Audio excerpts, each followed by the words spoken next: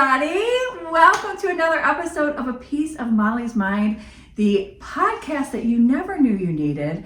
I am your host, Molly Gepler, and I am in room 8 at the Inn of Chagrin. Our host, the Inn of Chagrin will be our sponsor for today. What do you think? I love that. Yeah, Emily is one of our guests of many times, but Emily Pentecost is my guest today. Welcome to the show. Thank you so much. I'm excited to be here. I'm so excited. We are going to break this down. I have been meaning to I've been trying to get with you. You are a busy lady. You're super busy. You are an influencer. I hate using that term. Okay, so what term should we use? What term? I like content creator a little bit more. I mean, in essence, the goal is always to influence somebody into a restaurant, in that sense. But the term I'm really gonna get cozy. To call myself an influencer feels a little bit silly. I like content creator. Okay, I don't know. Content creator. I think that's the word I tend to go with a little bit more. So tell me, because when you were growing up, I don't know your age, but this world did not exist. Am I correct in saying that? Correct, absolutely. So with that, knowing that, you didn't grow up saying, I want to be a content creator. No, not at all. What did Emily grow up saying she wanted to be? That's a really good question. So when I was, I've had a lot of phases of careers. I love that. Don't you feel like that is how I have also. Yeah. Don't you feel that that's helpful to be a well-rounded individual? Totally. It helps you figure out what you want to do and what you don't want to do. Yes. I always wanted to be in marketing in some capacity. Okay. I always really enjoyed the movies where the main characters worked at ad agencies or like worked for magazines or put together campaigns and stuff like that. So I always had a strong desire to work in an environment like that was fast-paced, that worked with, current times and trends, so to speak. The food thing came a little bit later. I actually was a really picky eater growing up, which is always a little bit surprising for people to find out because now I eat pretty much everything, or at least have tried everything to know that I don't like it. Yes. When I was younger, I was just a picky eater because I didn't want to try things. Okay. As I've gotten older, I now eat much of everything, and I think just kind of, the way technology has transformed itself over time, along with kind of the way my hobbies have developed and the things that as I've grown into adulthood, I've enjoyed doing more and more. They've kind of all coincided into this little social media thing that I've started here, but it did not always begin with that. What did it start as and then evolve to a content creator? Like what? Yeah, that's a good question. And I do get that. That's why I'm the host, Emily, because I ask the good questions, the hard-hitting questions. It's true, but that's good. So it actually started out as a place that I was attempting to post things that I was cooking. I was in a phase where I was like, I'm going to learn how to cook. I'm going to be this great cook. What were you doing to make your money when you decided that? Like, did you have a job? So I was always working in marketing related businesses for the most part in roles. I went to school for marketing and I got my degree.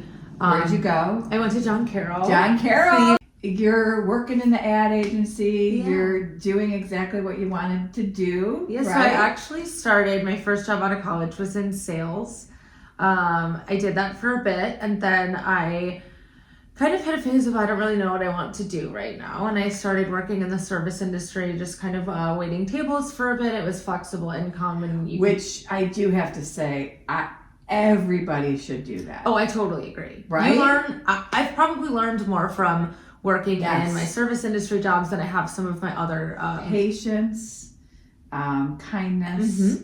Kindness when you don't want to be kind. Right, absolutely. Customer service. And you see so many different types of people in a really quick, a short amount of time. And the unique part about that is you have a really quick adaptation to learning how to deal with all different kinds of scenarios. Yes. And when you get into a corporate setting at some time in your life, you're going to have so many different people pop up, but they're not going to all pop up at once.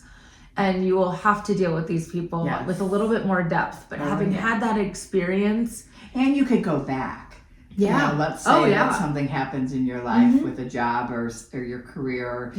Or you need some extra money. Or compound it. I know a lot of people who have worked corporate jobs, desk jobs, and they love to bartend still, or it's just a passion, or maybe they're doing it for extra money. It's a great flexible job. So if you're watching, head on over to your local restaurant or bar and pick up an application. Okay, so then you did some serving. Is that where you started food? So that's where my love for food started to grow. And I had worked in serving here and there throughout college, but this was the first time I kind of relied on it for income more than just kind of supplemental. After COVID hit, it kind of was time for me to put my degree back to work. Yeah, and a lot of people did that. Yep. And I did leave the industry from the serving sense, but I always kind of loved being alongside it. And when the restaurants opened, I was still going out to eat a lot. And the career path that I took next took me back into marketing, and I was doing marketing at events. And every time I was, leaving work, I was like, okay, I want to try a new restaurant. All the restaurants are open again. And in the process, to back up a little bit, during COVID, one thing that we saw happen in the social media and technology world is that the short form videos really took hold among all generations in the way that we hadn't seen it before. The younger generations had kind of already started using things like TikTok and Instagram as it started to develop reels and whatnot, and even YouTube. The older generations were still doing a lot of that point and shoot photo sharing, and especially, my parents' generation, or however you shout out to mom. Patty. Yeah. Shout out to Patty. We love Patty here at the Inn of Chagrin. Party Patty's great. That's my mom. Party Patty. Yes, we love her. Yes, she's awesome. I wish she was here. I know. She'd be laying in the bed behind us, eating popcorn, watching with this a interview. martini glass. That would have been great. We could have a live audience next time. Yes. We'll do a part 2 with Party Patty. Yes. Were you doing content during COVID? So not during COVID. Okay. So I was I was a consumer during COVID. Okay. I had actually not even had TikTok till towards the end of COVID. I watched what a lot of other people did, and I enjoyed watching the content. It was kind of one of those things I never saw myself doing. But then when the restaurants reopened, I just sort of started playing around with it and was showing off point of view dinner experiences and date nights and dinners out with families. And what I liked about it was it brings to the table more, no pun intended, a little bit more of a well-rounded, experience, and show somebody what they're gonna walk into. And the thing about Yelp, for example, is a lot of times I feel like everyone's had at least one time that they've been really excited about a place and they walk in and it is not what they thought they were gonna get. Whether it's, the food, but more so it's the ambiance, you maybe see a lot of pictures of the plates and you walk in and you're not dressed, or it's a little bit more drab than you wanted or fancier than you anticipated. So it's kind of cool to be able to show off all of these aspects of a restaurant and kind of give people a more well-rounded, From the moment you walk in, what it looks like, what people are wearing, and then the food. Yeah, the food, the ambiance, the vibe, the cocktails, a little bit of everything all in one video.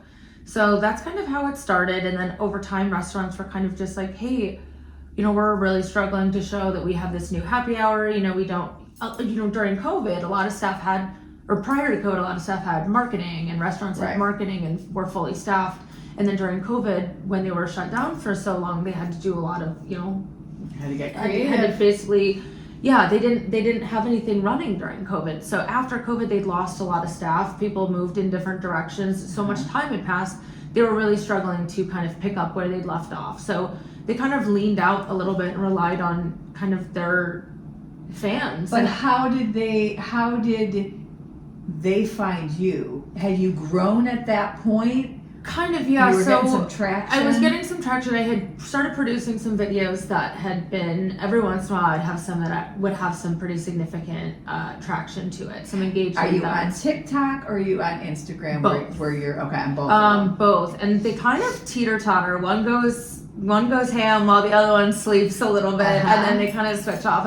I've been waiting for the day where they both go berserk at the same time. That would be fun. Yeah. But yeah, so they kind of take turns, and right now they're both kind of rocking pretty steady. But when I was first starting out, I think it started TikTok is a really nice platform for breaking through and whatnot. A Piece of Molly's Mind just got on TikTok. Ooh, congratulations. Yeah, so make sure that you are, what do you do do you like it? Do you follow? What do you do on TikTok? You follow. You follow. Make sure you follow me on TikTok. Yeah, follow, just like Instagram. Yeah, follow her. Obviously, follow on Instagram, like on Facebook, Yeah, subscribe on all of YouTube, all of that. And while we're talking about this, things I've been eating is your name. That's my platform handle. Your platform handle.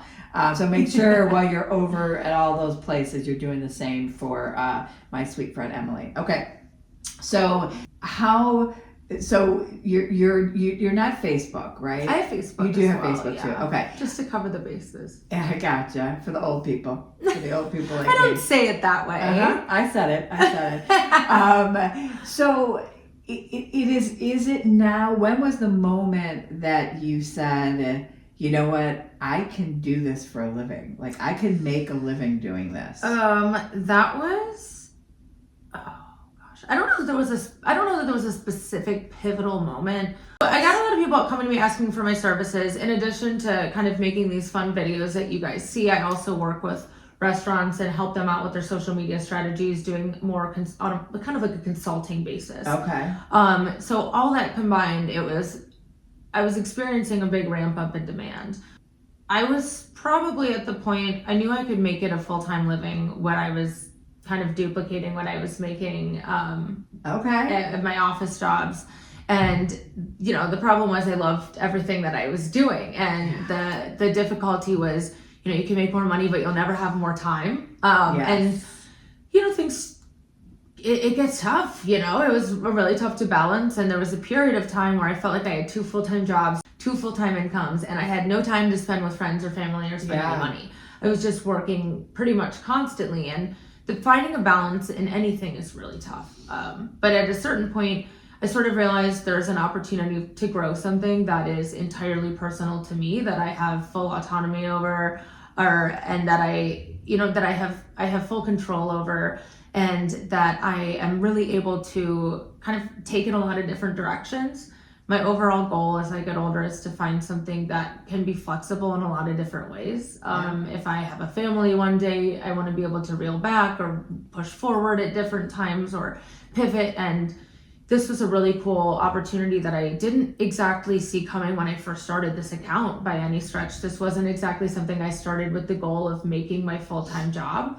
But over time, it has become something that is awesome. And the coolest thing is not only is it, have I found success in it for myself, I firsthand get to see and hear from all of these amazing locally owned businesses what the impact of the work that we do together can be on them. And that is what really counts to me. I know the first time we partnered with you, because we've done it several times, my Instagram following went through the roof. It was so exciting. It was very, very exciting. So who was the first business that reached out to you where you were like, oh my gosh? So I want to say the first one where I was kind of thinking of this from more of a business aspect was Tijuana Street Tacos. They're in Highland Heights on the east side. A hidden gem, honestly. Shout out to Tijuana Tacos. Yeah, they're still a great spot. Yeah, they have a huge menu and lots of fun drinks too. Okay, I love that. So they reached out and said, hey, can you... Yeah, we want you to make a video for us, basically. Yeah, I was almost like a little bit shocked, and I remember I called my dad and I was like, Dad, what do I say? Like, I didn't know how to turn this into something that could be a business, because at the end of the day, the goal is to always be really authentic. I want everybody who sees these videos to know that it's not just something I came in and was, encouraged to say and do. There's a lot of times where I will look at a business that's reached out to me and I just kind of know that there's no way that I can give an honest review about this place. And I will say, unfortunately at this time we, aren't able to work together. I find a professional way to just kind of I commend you for that, because I will bet you that there are others in this world who just do it for the money. Right, I'm sure. And, at the end of the day, it is a job. There's so much work that does go into this, but what I think makes it really successful for both the creator and the restaurant is authenticity. Sure. And at the end of the day, like finding that line of, you know, whether it means you have to turn down certain opportunities that might have a lucrative edge to them, because it doesn't, you know, align with the level of authenticity that you need to provide. Or maybe you're shooting in a restaurant and almost everything's great, but there's a couple of food items that just don't taste good or don't present well.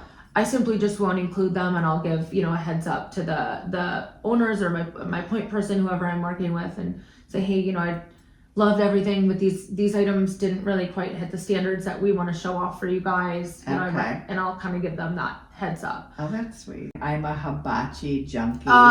And you just oh my god, I love hibachi. So I order your place that you showed. Yeah. What I can't remember. Okay. Which this is a fun fact. Like that was not a collaboration. Like a lot of times I really am just showing off food that I love.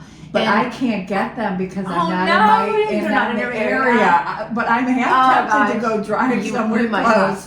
You might have to invite me over, and I'll eat it at your house. There we go. But I do a place that's it's called Hibachi to Go, and it's in Mayfield. A couple comments on that video said that place shout is great. Out to them. Yes.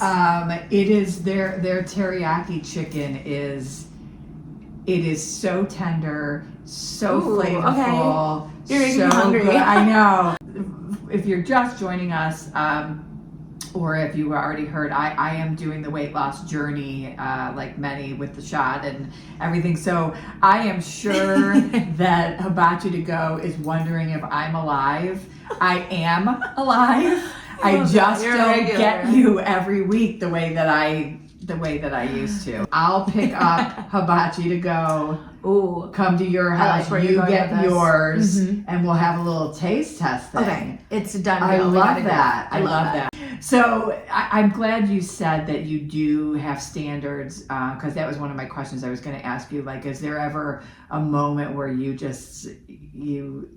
is it the food, or is it just you look at the place and say, oh, it could be anything. No. It could be anything. So having worked in restaurants, I have a lot of things that I kind of look for myself that maybe aren't just kind of in the average, diner's forefront. That is back to if you're going to work in the industry. Yeah.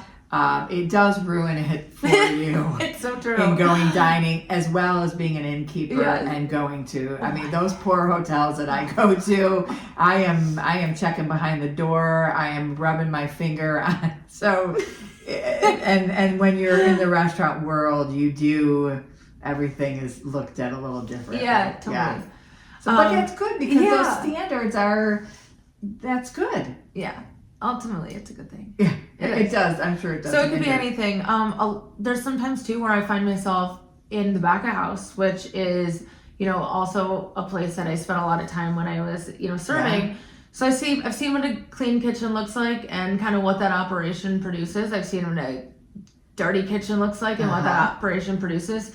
And when I'm in the back, if I'm ever doing any content that is showing how things are made and I see a dirty kitchen, truthfully, I cannot show that video off. For sure. A fast-paced place like a hibachi restaurant, for example, their grill, they're using ingredients that stick on their grill. I don't want and they clean it very often, but it doesn't look clean. Yes. So there's sometimes that there's like a situation you're like, man, how do I show this? Because it is a clean kitchen, but and I'm here, I'm standing there, they're cleaning it after use, but the ingredients, sticky teriyaki or all that stuff, it sticks to grills. So sometimes you'll get comments about that. But I genuinely will only show places if their kitchen looks clean. Is there anything you won't eat?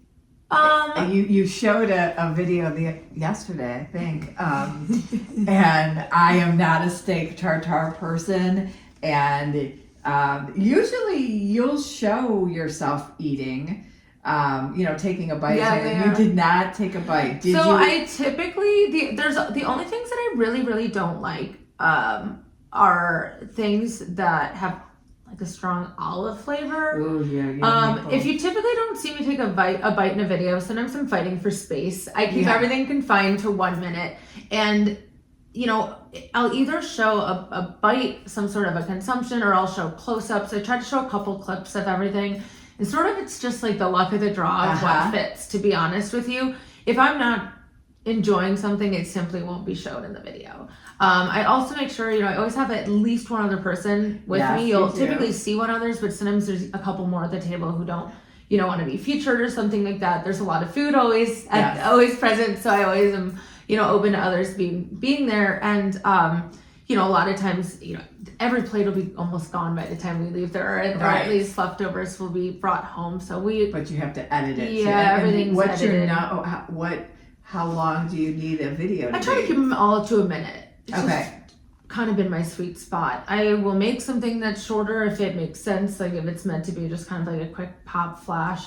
They kind of hit the algorithm in different ways. They, for the type of video that I'm creating, it just tends to be like the perfect amount of time where we have enough to kind of show the ambience, the drinks, the entrees. In desserts, both platforms, Instagram and TikTok Minute? Mm-hmm. Yeah. If somebody is watching and they're like, gosh, I really want to do this, I think I'd be good at that. Mm-hmm. What's the first 2 steps that you say to them, or 3, whatever, to get them on the path? Absolutely, that's a great question. There's really 2 things. Emily, of course it is. I know, you're asking the best question. So one of them would be find a way to be unique and look different. At any point, when you see a creator that you've been following, there's typically a couple things that they do that's specific. Yeah, so I like to do a twirl at the beginning of my video. I say, this is Emily from Things I've Been Eating.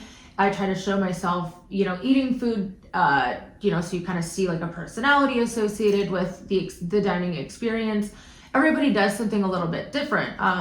Whether you're, arriving in a certain fashion, or whether you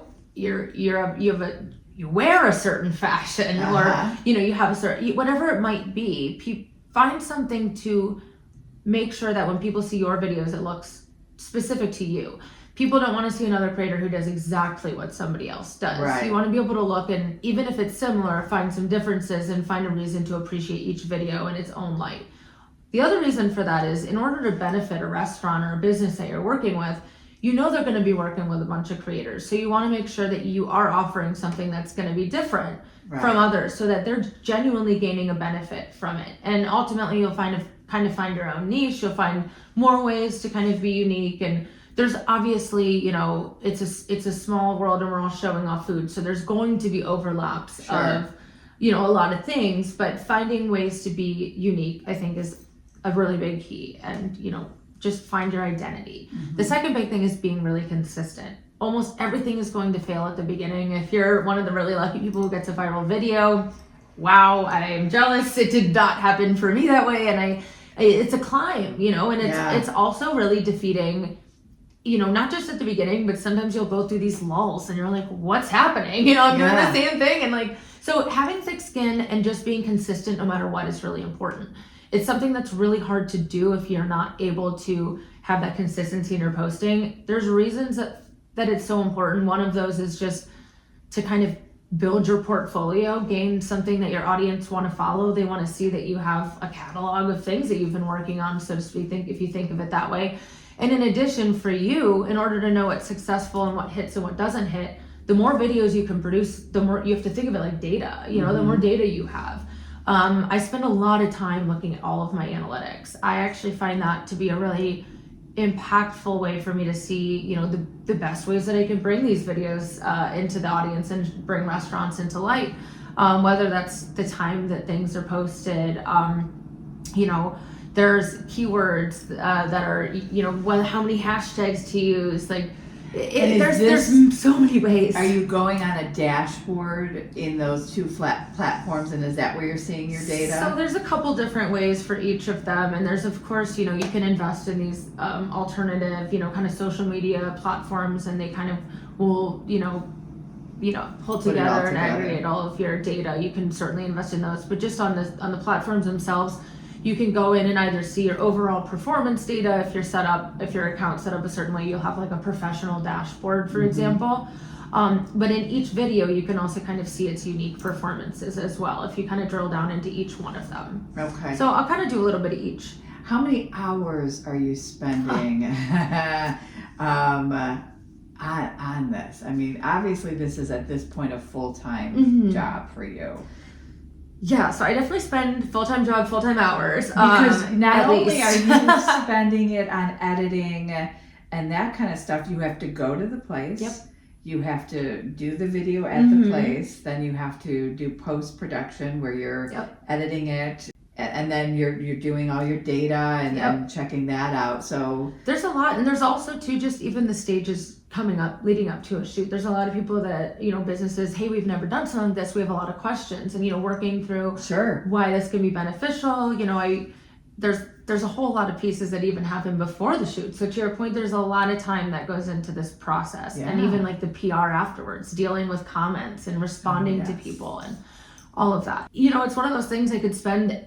I could put an infinity sign to that. So it's like, how do you set the boundary? Because I could spend limitless amount of time on social media, talking, reaching out to businesses, chatting with other creators, but answering comments. And because the one thing you said that you wanted to make sure when you had both those jobs, you had no time for family and going out. Exactly. So, you have to make sure that you can find that time or what's the point? So that's where, the putting up that boundary comes in. And I really do, the nice thing about having this type of atypical career here is that I have a ton of flexibility. So if, at 3 p.m., my, sister asked me to go get lunch, a late lunch or something like that, I can be like, cool. And I can always come back and get my editing done at 8 p.m. if I want to. I might have been in the middle of it. Yeah, right there on the couch, maybe taking a bath and just eat your hibachi. eating my hibachi from Matasu. Yeah, exactly. Yeah. So that's what I really do like. There's a lot of though? Flexibility. It was a learning curve, and to be honest, it's still sometimes one of those things like I have to remind myself there's just to stop editing sometimes and put my phone down. And if I am a little bit more, attached to my phone one day, I try to make sure that I am a little bit less so the next day. And give myself, the reward of going outside and touching some grass and whatnot. But grass? Not in this weather. Where the hell's the grass? What editing tools do you use, or what? Because there's a lot out there, especially when you're scrolling there. Like, what I find funny on a lot of those is stop using CapCut if you want your things to go viral. And then I look at his likes and he's had 20. Right. I'm like, okay, if you're... There's always somebody telling you what to do and how to do it. To be honest, I don't think there's... what you're using to edit is going to have a huge impact on your performance. Although, again, I think there's always shifts and changes to the algorithm that's subject to change at any time. I have kind of dabbled with most of them. I would say that I like InShot, CapCut, and just TikTok itself the most. Instagram introduced an editor tool itself, its own app. I've dabbled with that here and there, but I typically try to keep things as simple as possible. And when I'm doing a lot of videos, I'll just keep them all housed in one place on TikTok, and I'll edit them in the TikTok app. The downside of that is that all of your drafts are housed in the phone, not on your account, like in the cloud, for example, so that, if you wanted to pick up your iPad and you have the app on there, or if you, God forbid, lost your phone, you're losing all your drafts associated with your phone and your account. Let's be so careful. that's the benefit of using some of these other options. So if I know I'm going out of town or something like that, or I'm somewhere where I might, be running a little bit more risk with the phone, I might start editing on some other apps, or try to offload some of my. So for those of you who have watched my episodes, I don't even know what number this is, 10 maybe, I can't remember right now, and I'm trying to grow because I want to do live at the Hive. That's amazing. So I'm going to be doing my podcast live, and I have some special guests, and we have some in line that are going to really blow your mind. Amazing. So I'm I want to build my following, right? I'm doing it all natural. I'm not buying. I have gone from, I just started the podcast in November, so I've gone from, I think 0, and I'm at maybe 550 on. That's awesome. Really? You've only posted 10 episodes? Yeah. 550 on Facebook, 3 something on Instagram, and then TikTok, I don't know because I just joined that. And then of course I have YouTube and I'm on Spotify, so you've got those followers as well. How do I get more followers? Especially, I don't think I'm utilizing the TikTok enough, or really the Instagram enough. But I'm thinking my age is a Facebook world. So you're gonna have to see different demographics kind of ruling different platforms. You're not necessarily wrong about your Facebook assumption. Shout out to my old people on Facebook. Not to say that it's not utilized, but I check Facebook frequently as well. But so one of the things when you have an account that you're trying to get your name out there, I recommend doing a lot of being active yourself. So being a commenter and engaging yourself with other accounts is going, when other people are looking at videos of things they already follow, you probably read through comments a lot of times. Yes. And if you have a handle that looks relevant, or if you comment something that looks relevant to them, you can give somebody a reason to jump over to your account. Do you follow back everyone that follows you? If they're relevant to my growth. So, I truly feel like all of my followers are my friends. I want anybody to feel super comfortable always saying hi if they see me. I love each and every one of them for being there, and together we're really helping the local Cleveland restaurant community, which is awesome. So I mostly follow, for example, restaurants, industry related. Do you follow A Piece of Molly's Mind?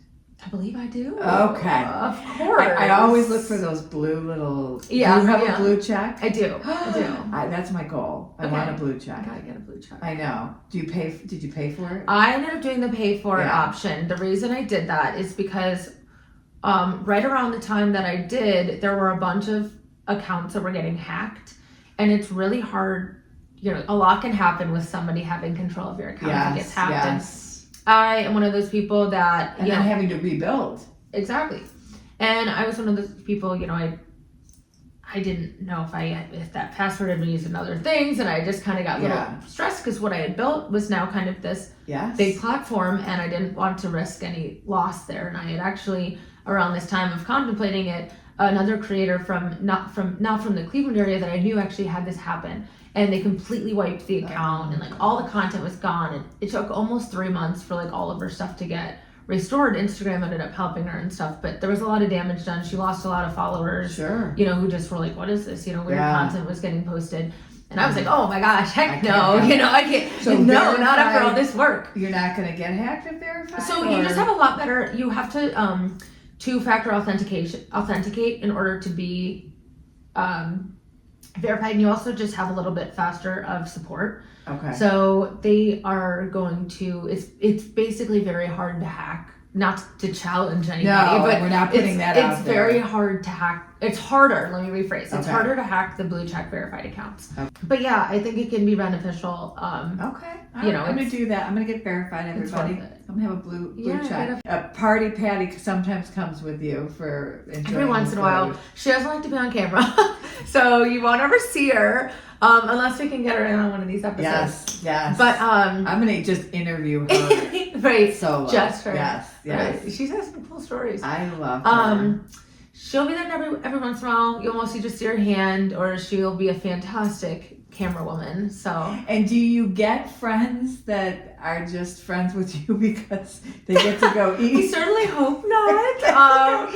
No, but I do think it's an added benefit. Yeah, I think a lot of people love it. I think a lot of my friends, families, loved ones, significant others, husbands, all that. Yes. They're like, "Are you going to dinner with Emily anytime soon?" I always take all my food. Yes. My fridge is always overflowing no matter what. I have shoots almost every day, at least one. So do you almost have something every day? Yeah. Oh my gosh. Yes. And how far in advance are you booked?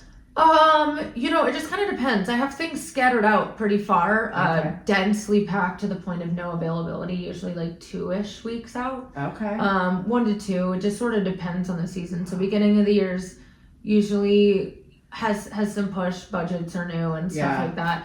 You also see restaurants. Cleveland's a 4-season city. Yes. We get really hunkered down in the winter, and restaurants are heavily impacted. So when those who have patios, when the weather starts to turn, a lot of excitement both among the diners and among the restaurants because they're happy to see the diners, and so there's a lot of promotion and marketing that tends to go in at that time too, and then again around the holidays. It's so weird because the restaurants actually need it now, right? But you don't have the money to pay for it now. It's a bit of a conundrum. It's why I like to make sure that, like, especially around this time, I love to just show off places that I enjoy, like that Rotassi place, for example. Like, I don't even think they have I didn't even know where they were located. I just get them on DoorDash, but I was like, everybody has to know about this spot. Did they reach out to you at all? No, and say, not at all. Well, no, so I actually don't. No, so I don't. I should know this. I don't know that they have an Instagram or a TikTok or whatnot. It had a lot of traction, so I would imagine, just based on kind of what I've heard from other businesses and knowing what traction those got, that they saw some sort of an influx in their orders. I'd love to know, but I don't. I'd be curious. I would imagine. Funny. I think that'd be exciting. Yeah. I think they're a great spot. They certainly or deserve they're the like, love. Or they were overwhelmed, right? They didn't have enough chicken that day. Damn it. Well, usually if that's the case, I'll get comments and be like, I went here because of this video and it sucked. I'm always like, I don't know what to tell you. I had a great experience, Do people notice you when you're out and about? Like, pretty frequently, pretty frequently. It's kind of like a weird, surreal thing to me because even like the word influencer, like that sounds crazy to me. So I don't really think of myself as like, I just think of myself as somebody who's showing off some awesome spots and hidden gems in Cleveland, you know? That being said, I love when people come up and say hi and just, let me know that they appreciate the videos or that they watch or that they've been to a new spot because of me or something. Like, that feedback's super cool to me. And also, again, I just love meeting new people. Sure. I live in downtown Cleveland, and every once in a while I'll bump into somebody down there and I'll see them every so often, and I've actually met a couple friends that way. So I love it. Well, we're friends now. Yeah, exactly. Cleveland's such a cool city. That's what I love about it the most is, in addition to the food, the people. Yeah. People are great until they're not. Oh, God. And what are some comments that you have seen? Oh, my God. This is such a good question. Yeah. I was hoping you were going to ask me. The online bullies. Again, Emily, I'm the host. I know. I ask the good stuff. I know. Okay, so here's the thing that always surprises people. The mean people are not the young kids. Yeah. Everybody would think it'd be like the young kids. You read about these bullies and stuff like that. They exist. People my age. They 55, are. Yeah. It is. Yeah. And it, like, I personally wouldn't have thought, but it is like, they'll be like, go away, you're annoying, or that, like, literally. And do you delete or do you keep them up? It depends on the comment. So if they are saying something really terrible about, like, a business or the owners that is not founded, and like, I want people to be able to give their honest review and feedback. And to be honest with you, when I work with restaurants, I always let them know, like, the comments that we get are an opportunity. They're an opportunity for both of us, but especially for you. Yes. This is an opportunity where you can now come in and take ownership of, positive things said, make friends, make connections with people who visit, tell them thank you for coming in. When, you get somebody who says, you tried this spot, but they tried this spot, but they didn't like it. This is an opportunity for you to welcome them back to a new experience, tell them who to ask for. This is a really awesome, like, it's good to get this feedback. Which I should go back to your post that you just did on the Wicked Room. And I should be responding to each one of those people. It's good if, when it's a giveaway, obviously that's going to be a little bit different because most of the tags are going to be just, tags. Yeah. But when you're doing a post with a business and you're getting actual, like, written feedback and stuff, it is really good to engage with that. Whether you're just tagged in the post or whether you're a collaborator, it can be really good just to kind of take ownership of things. Right. Give me the mean ones. I get you're annoying one I just got not that long ago. A lot of comments, so they're not usually that mean. They're more like, how do you eat all that? And it's just like, you don't see me eat all of that. Right. Like, why are you assuming that I eat all of this? Or like, they're just kind of like, you should be 500 pounds or like something like that. And it's like, Yeah. What is your, like, do you have to watch that? Yes, I try to only have a few bites of everything. I do try everything that, I let people know about. Yeah. Every once in a while there'll be a plate or two that I just can't, it doesn't make it home. But a lot of leftovers are had from each meals. And like I said, I always have at least one other person with me, so we'll split the food accordingly. And whether people come back. I live in an apartment too, actually, and I have a lot of neighbors who know that I have this thing going on, and so they're always like, they hear you. They're like, I hear your heels click-clacking down the hall. Like, do you have any food? Like, actually, here. Yeah. Oh my god. That happens more often than not. And then, to be honest with you, it's really cold in downtown Cleveland, and there are a lot of people who don't have the same access to the resources that I have. And when I do have excess food that I know my immediate, friends and family aren't going to consume or whatever, but it's delicious, great, fresh food, I'll kind of make sure, see somebody. Yeah. And there's a lot of people that, my neighbors, as I call them, I mean, they, the good food should be enjoyed by everybody. So. Sure. Oh my gosh. What do you love most about what you're doing right now? The impact on the local businesses, easily.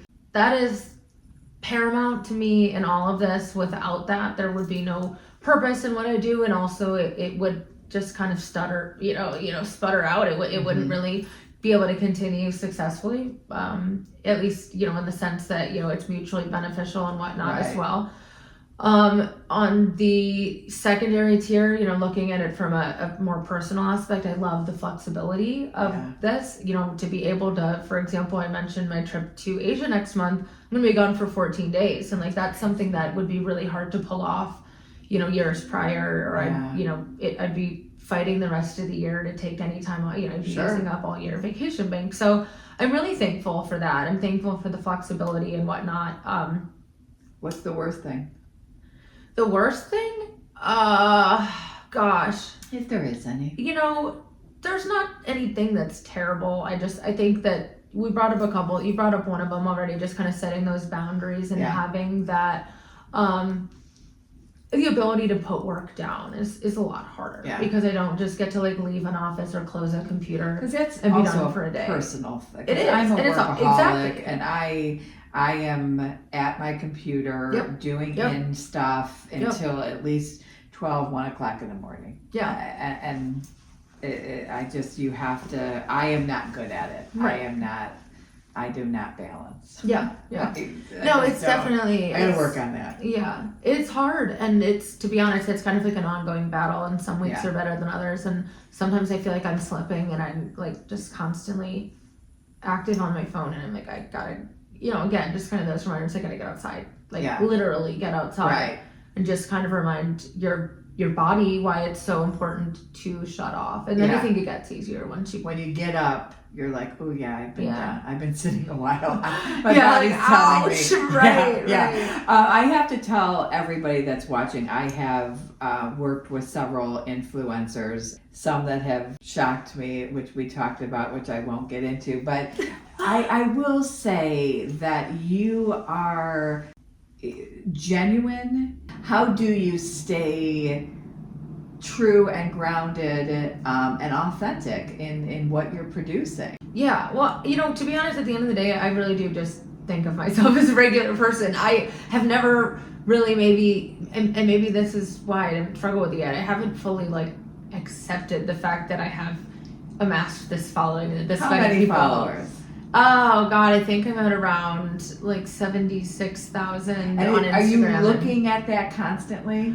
I mean, because it's a growth indicator for me. Yeah, it's definitely something, I set goals for myself. And to me, it's not about, I want quality followers. And not quality in the sense the people themselves, of course. Right. All of you are great. All of you are fabulous. But I mean, quality. Except the one that said that she's annoying. We don't. Just unfollow us. We don't want. And don't follow a piece of Molly's mind.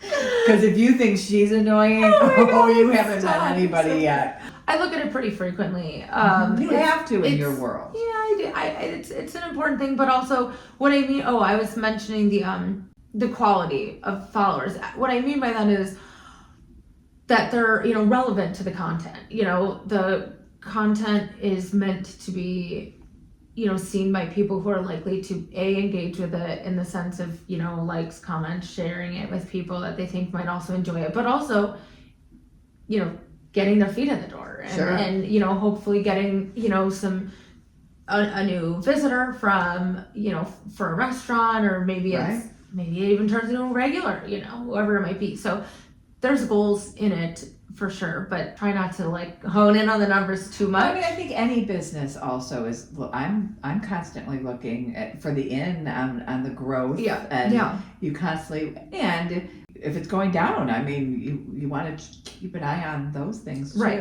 What was your biggest growth? What was I refreshed my screen and all of a sudden I was here. There were 2 or 3 of those. One of them was a video at the Haunted House restaurant. Okay. That was, I think, my most viewed video, and that was their like birthday celebration that they did with Michael Myers in a costume. It was really fun. Yes. A lot of comments. That video went totally viral. I think there was almost 11 million views on that. I mean, it was really crazy. Yeah. That kind of really set the TikTok off. Next was this. I just kind of on a whim was like, you know, I'd flown in from, I don't remember where I was coming home from, and in the airport there was that sign for BA Sweeties advertisement. Okay. The advertisement worked. BA Sweeties, it influenced me. Yes. I had been there before, but I like completely forgot about that place, and I was like, this place is magical. I've not seen a lot of videos on this. I wonder if people really like have any idea what a candy like haven this place is. So just on a random whim, I ended up going there, and that video went pretty crazy too. That was really fun. And then the other one that I know that did really well off the top of my head, like substantially better than others, there was a bakery that I hit in Dayton, Ohio, just kind of on a whim. Go Flyers. Yeah, just literally on a whim. Like I like messaged them just saying like, hey, I'm popping in. There was no like payment. There was no nothing. They just, you know, a small locally owned, woman-owned business that I was looking at their Instagram, and they looked like really good pastries. And I had just come back from Europe and was just kind of craving that like authentic, like really flaky, the croissant. If you know, you know. Drive to Dayton for not that. no. Oh my God. I would though. Now that I've had it, I would. Oh. But no, I didn't originally drive to Dayton for the croissants. You just happened to be there. I will drive far for croissants, but I don't know that at the time I would have considered Dayton in my realm. Yes. And so I had a reason to be down there, and I just kind of was looking for other things to do. I knew nothing about Dayton, had never had a reason to be in Dayton. My daughter went to Dayton, so I'm familiar with that drive. Yeah. So like other than the school, like I didn't, and like the airport being there, like I didn't really know of anything in Dayton. Yeah. I ended up finding quite a few hidden gems actually. I was pretty surprised. It's a cute little town. Yes, it is. You know, when we were there, it's called Val's Bakery, and the video went crazy, and it actually ended up being one of the coolest stories from this. You know, nothing was planned, like I said, and so it actually totally overwhelmed them for a while. But it ended up being a really great thing. The amount of business. Yeah. Like to this day, they'll still have lines out their door. Since Shannon Bell, she frequents. Her family lives in Dayton. The next time you're there, instead of bringing me the C's candy, can you bring me some croissants from Val's or what? I mean, just a smorgasbord of it. Let's not limit ourselves. Yeah, no, it was fantastic in the long run, and they've actually opened like freestanding like drive-through coffee business. Do so they have a second spot. Feel that you had a little part of that? At the end of the day, they produced the product. We helped put it in front of some eyes, but they are the ones that brought people at the end of the day. Like they had the product that attracted people. We just showed off our experience when we were there. And as with any business, I can help bring people in the door, but you're the people that are going to bring yourself the success from that. Sure. I could, I'm simply amplifying your, the site, the line of sight for your business. And what does viral mean? When you say a video goes viral, what does that mean? I mean, I know what it means. My definition's changed as my account's grown. That's a funny thing, because I think viral means something different for everybody. I reached it, and now you Right. You know, when I first started, I considered anything viral, anything that was like 10,000. Anytime you get like on TikTok, like the something point K, you know what I mean? Like when it was big enough to start hitting that, whatever the views were, like in the thousands. Hashtag goals. Yeah, right.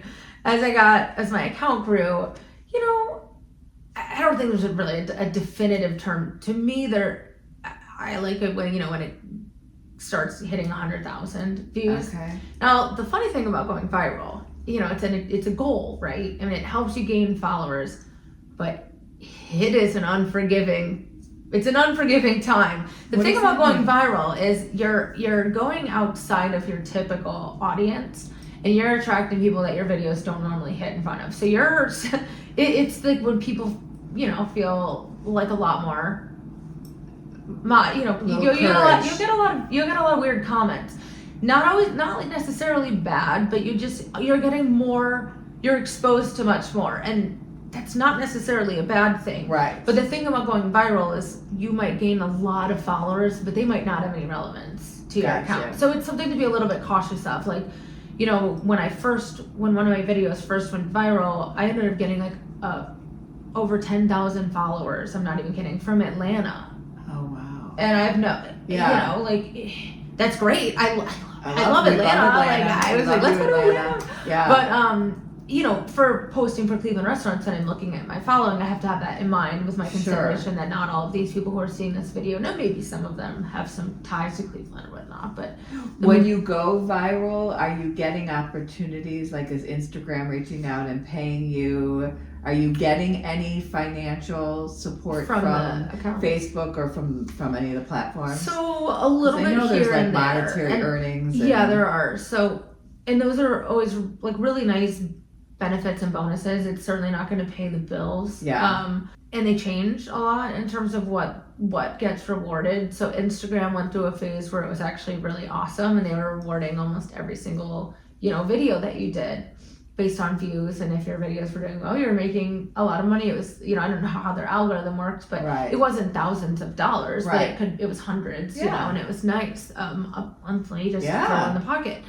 And then they changed it, and then it was only like photos, like the, photo or carousel posts. And those are tough because like people don't really want to look at those that much anymore. Like, they want to see the videos. That's so interesting that they changed it to carousel, since videos are the And I follow the one of the head guys of Instagram. He's a cool guy to follow while you're growing your account, because he tells you about like the insights, how they build their platform, and they answer a lot of questions. Link? Yeah, I sure will. And what's his name? Do we know? Oh God, off the top of my head, it's gonna blank me. I can almost see. I was gonna shout him out and tell him that I'd love for him to be a guest. He's great. Yeah. He's great. You guys have really cool similar glasses. Oh, he and I? Yeah. Oh, I love that. Yeah. I love that. Are his Gucci? I don't know. Okay. Because mine are Gucci. Just kidding, I don't know. Hey, Gucci, I'd love for you to sponsor a piece of Molly's Mind. Right, me there too. You go. Yeah. Come on my show. I always say that on I always will mention that, and I mention Youngblood. Love it. Because I love Youngblood, and I'd love for him to be on my podcast, and so shout out to my boy Youngblood. Yeah. Do you know who Youngblood is? I do. Yeah, he's hot. Okay. I mean, he's a really good singer. Yeah, that's what you meant, Molly. He actually is. I do have tickets. I am going to come see you in May. Amazing. I'm going to be in the pit. Oh, as they say. I know. That's exciting. Up close and personal. It's a big day. Yeah.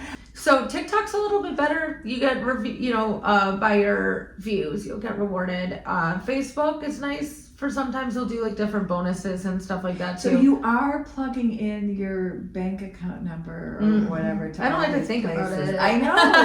I don't like to think about it. I have a lot of W-2s at the end of the year. Yeah. I have all these little earnings that they you need to collect this. I mean, when I say a lot, it's like $13 or something. But okay. But you gotta start somewhere. Okay, so I always end, and I know we talked a little bit about, but where can people find you? Where can they follow you? Or where can they get in touch with you if they have a business that they would like to partner with? You're mainly restaurants, but obviously we're here at the Inn of Chagrin, and you have done that, and you've mentioned bakery. Are you open, or do you like to stay in your zone? Open. So I typically stay in the hospitality adjacent industries, have some sort of tie to food. Okay. Or if it's a accommodation to stay, I'll be like, I'll talk about food that's nearby. There's always some sort of a tie. There are sometimes businesses that I just think are great spots in the local area that I think people would like to know about, and every once in a while it's relevant to show that off. It might be something in the lifestyle industry, whether it's, you know, a spa or something like that, or a med spa. It could be apartments that just opened in, you know, Right. Cleveland or something like that. At the end of the day, the goal is to show off what's great in Cleveland. Sure. Overall, the goal is to keep it in the hospitality sphere. Okay. But you know, if So it where makes can sense, someone find you? Things I've been eating is my handle: TikTok, Instagram, Right there, Facebook. folks. Right there. I'm gonna put it right there. Yep. Yeah, TikTok, Instagram, Facebook. And they can DM you or Yeah, send you a absolutely. I'm message. very responsive in there. How many DMs do you get a day of people Oh interested? my god, a lot. Really? People interested. So I get a lot all over. Like I get a couple people interested. Well, several a day for sure. And then just a lot of general comments. People telling me to check certain places out. Every once in a while, somebody will be like, "Hey, I want to take my mom out to eat," and I'm not from here. She just moved here. Like, can you just direct me a place in this area or something that's like that? Or cool. yeah, I've helped set people's Valentine's days up, and I like that. What restaurant have you not done that you would hope to, like, I really, really want to do that restaurant? Do you have any dream restaurant that we could put out in the man, you universe? know, it's a restaurant that needs no extra love because they're amazing. I do love Marble Room. That's just beautiful. It Gotcha. has a little bit of a tie to me because my dad actually used to work in National City Oh when my it gosh. was, or worked there in that building actually when it was National City. So I used to come in those ferry doors to visit my dad when I was a kid. So it's kind of cool. He's over in PNC now, so it's like right around the block. But it's cool that, you know, the building exists in a different very fashion. cool. So Yeah. it's just so beautiful. I think it'd be cool to feature on the page. They certainly don't need the extra attention, and it's already hard enough to get in there. But it's such a beautiful space that it would be just cool to have them featured. Okay. What do we have here? All right, so on our mini bar, which you were kind enough not to eat everything on. I don't think we hit the mini bar. Um, We hit the town, but not the mini You bar. did. So we partner with Buoyant Chocolate. Okay. David over at Buoyant, a local chocolate company. They're amazing. And I thought, since you're a reviewer of food, that you would live on the spot. Live on the spot. First of all, I'm going to show the camera how Those are so gorgeous cute. these are. So these are caramel. Do you have any nut allergies? Mm-mm. Okay. I'm Yeah, you gotta try one with yeah, me. for sure. And this chocolate, careful because it's in there. Okay, cheers. Cheers. Mm. And it will get better as you go. Are you kidding? I'm not. Whoa. I'm not. Whoa. Isn't it getting better? Mm-hmm. I can't. And then there's a nut in there. Mm-hmm. I got the nut in first Uh-huh. bite. Is that? Wow. The caramel's so gooey. Oh my gosh. I love them so much. That's so good. Patty, 2 are coming home to you. No, they're not gonna make it. Don't tell her. So those are on a mini bar, and then we have other. He actually designed a pumpkin Those are so roll pretty. candy. Oh wow, I love it. And we got to do it together. Ooh. He's just so. That's fun. I love Buoyant Chocolate. They're so cool. You should do I'll a take video them and with wrap him it. there. I have. While you're yes, making I chocolate. have talked to him about that. Oh my God, I have talked to I don't him. want to send these home to her. Oh my gosh! I'll give you another pad for Patty, so that you don't have to limit yourself. I'll actually be seeing her tonight. Oh, so it's perfect! Oh, gonna be perfect! It's still there. It is. It's so good. Yeah, really good. It's so good, you guys. So good. So those are on the mini bars if you guys want it. All right. Are we ready? And shout out to David over at Buoyant Chocolate. Yeah, he's my Willy Wonka. I love that. All right, so we're going to go with rapid fire questions, and then we're going to go with slow burning, 2 slow burning, which mean they need a little bit more thought to them, okay? I named it myself slow burning. I like that. I like that. I'm scared. Okay. Coffee or tea? Coffee. Sweet or salty snack? Sweet. obviously. Early bird or night owl? Both. Really? Yeah. So how many hours do you sleep? Or is it just either, sometimes it's this and sometimes it's that? Sometimes that or sometimes I can operate on low sleep. Beach or cozy cabin? Beach. Favorite decade of music? I don't know. The 2000s? That's a decade, right? We all know that the 80s are the 70s and 80s have the best music. They have good music. Yeah. I didn't get to listen to that. That's true. At the same, Well, you can listen to it now there, Emily. I know. It's called my mom makes it. Spotify. Party Patty, Yeah, Party Patty. She and I probably like the same music. Yeah. Texting or calling? Texting. I know, isn't that sad? Yeah. It's I like so FaceTimes sad. too, though. We need to get better at that, you guys. Yeah. We just sad. do. Heels or sneakers? Heels. I have my slippers on right now. And this is how I came here in the snow. I love that. In my slippers. You gotta be cozy. Book or movie? This is so bad, but movie. I'm I'm a visual person. 100%. I'm in the business of making videos. I have a guest that I'm going to be interviewing, and he wrote a book, and he was so kind to drop it off to me so I could pre-read it. I mean, it's nothing to do with him. It's not, it's not him. It's not the book. I'm ADHD, and I can't. I just can't comprehend it when I read it. the same line 5 times. Yes, and it doesn't. That's I was a real thrill growing up in school. I didn't. When I grew up at school, Patty, you can understand this. How old is Patty? Can we? Okay, so she's so I'm 55, but we didn't have those conversations. We didn't know those diagnoses. Yeah. So I probably was, but I didn't know. Yeah. No. Winter or summer? Obviously, if you're beach, you're summer. But I would say summer. I don't dislike winter as much as everyone else does. I love it. I'm a winter baby, so I think that's part of it. I love it. Surprised plans or prepared plans? Ooh, it depends on who is in charge. That is. If it's somebody who knows me well, I love a good surprise. Okay. I love a surprise. If I think you're gonna disappoint, it sounds so terrible. But if I don't think you know me, let's plan something together so that it's something that we both enjoy. Gotcha. But we originally had this scheduled for another time. Yeah. So I would say that you are a flexible person. I'm flexible and spontaneous. Okay. I can go somewhere with no plan and I have love a that. blast. I'm the same way. My sister, who I love and adore, she is not.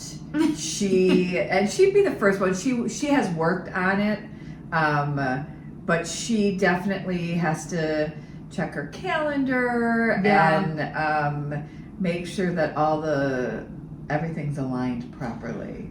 Yeah. There's some element to that can be healthy. It's just a matter of she has boundaries. She sticks with her boundaries. Me, I'm and then I'll go, and then I'll realize, oh crap, I had something already, because I didn't even check my calendar. All right, here's some slow burning questions. Okay. You are at dinner at the Marble Room, and you can invite 2 people, dead or alive, to be your guests. Who would they be? Well, I have a lot of questions for Jeffrey Epstein. Oh, so throw him in there. Okay, I love that. I want to ask some questions. I love that. Okay.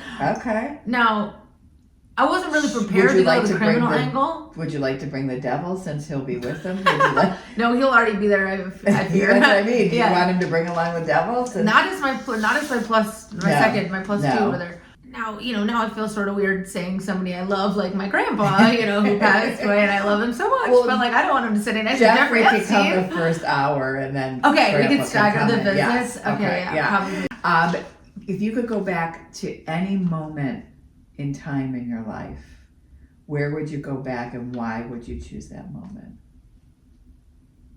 I know these are slow burning questions. I know. Sounds kind of weird. COVID was such an interesting time that, it feels like this blip in history. Yeah. And it's hard to, like, when you think back, like, of all the details, it's hard to be like, wow, that really did happen. Like, it happened like that. We were forced to stay inside for like 14 days. Yeah. Like, everything closed. Like, sports weren't going on. Like, when people read about this, it's going to sound crazy. Yes. And because we lived through it, we're just kind of like, that happened. Yeah. But like when you actually like pull apart and think about it, it was crazy. And it was so crazy and people were fearful that a lot of people like came back home, you know, Yes. stayed together. Yeah. So my family was one of those. And so my brother and I, we actually lived on our own or whatever. And I came first and my brother then came at some point. We came back to my parents' house. And so it was like all of us living at home again. And that was a really cool time that, you know, in the scheme of things, you're really nervous. You don't really have the time to like appreciate how beautiful this is actually. I was going to say, it'd be cool to go back to just enjoy it. Exactly. They know everybody's going to live afraid. through this and everybody's Yes. going to be like, it, you know, not everybody did, unfortunately, but like in my Yes. family, people were okay. So, but in that moment, you're still so fearful Sure. that like, Would you wash your milk? Like, would you wash all your? Yeah. Do you remember we were the groceries would come in and we would wipe them all down? It was a really crazy thing. So when it actually like happened, I'm so close now. Sorry. No, that's because okay. we had the caramel. Yeah, no, that's caramel moment. Caramel choosing.